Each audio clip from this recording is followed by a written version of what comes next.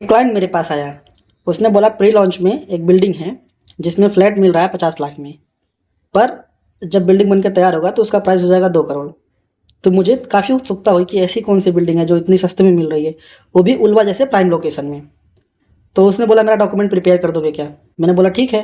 मैंने उसको डॉक्यूमेंट की लिस्ट दी जिसमें प्राइमरी था डेवलपमेंट एग्रीमेंट, और जब भी मैंने उस पर पढ़ा तो कुछ शॉकिंग बातें निकली। आप भी सुनो, आपके लिए भी इम्पोर्टेंट है। उसमें एक क्लॉज था कि अगर जो लैंडलॉर्ड है, अगर उसको बेचना है अपने फ्लैट्स अपने पार्ट्स के, तो 1 सेकंड के लिए अगर मैं समझा दूं कि जो बिल्डिंग था वो 2 पार्ट में था, आधा जो डेवलपर का था, आधा जो लैंड ओनर का था, और ये लैंड ओनर से खरीद रहा था हमारा क्लाइंट। तो जो लैंड ओनर का पार्ट होगा, लैंड ओनर को सबसे पहले उसे प्रपोज करना पड़ेगा बिल्डर को, और अगर बिल्डर नहीं लेना चाहता है तो एनओसी लेके फिर वो सेम फ्लैट किसी और को बेच सकता है। तो पहला रेड फ्लैग वहीं पे था। दूसरा था कि जनरली जो फ्लैट के प्राइजेस होते हैं वो फिक्स होते हैं, किस किस लेवल पे उसका प्राइजेस लगेगा।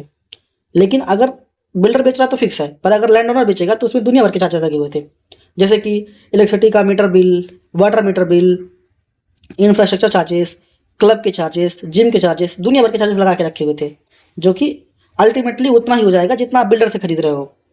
तो वो कोई फ़ायदा नहीं था हमारे क्लाइंट के लिए।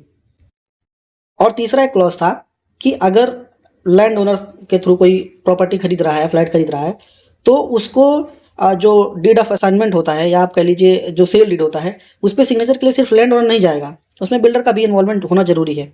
तो टेक्निकली देखें वो ये तीनों पॉइंट ये प्रूव करते हैं कि विदाउट बिल्डर वो खरीद नहीं सकते, और बिल्डर अपना प्राइस क्यों कम करेगा। तो हमारा जो क्लाइंट था ऑलरेडी फंसा हुआ था, तो हमने उनको सलाह दिया कि आप इसे ना ही परचेस करो तो बेहतर है, क्योंकि फ्यूचर में बहुत ज़्यादा दिक्कत आने वाली है। इसीलिए सस्ते के चक्कर में ना पड़े। कभी भी अगर ऐसा सस्ता फ्लैट्स दिखते हैं तो it is too good to be true.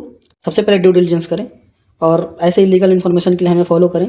और आपका भी कोई प्रॉपर्टी के पेपर से ड्यू डिलिजेंस करवाना है तो आप हमें डीएम कर सकते हैं।